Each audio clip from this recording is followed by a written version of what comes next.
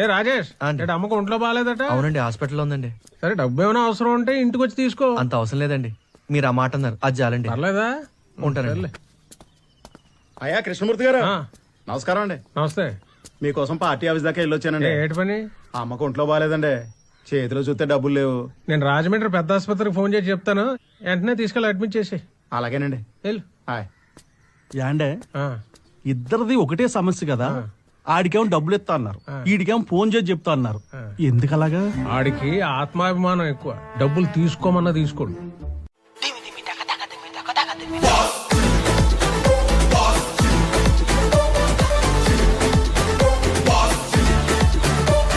పరిపాలన చేయడానికి మన మనస్తత్వాన్ని మార్చుకోవాలి. చిన్న చిన్న వాటికి లొంగిపోవద్దు, చిన్న చిన్న వాటికి తలదించొద్దు, పెద్ద పెద్ద ఆలోచనలు చేయండి, ప్రజలకి నాయకత్వం వహించండి. ఎప్పుడైనా కూడా మనం ప్రజలం మారితే ఆటోమేటిక్ గా పైన ఉన్న స్థానాలన్నీ కిందికి వస్తాయి.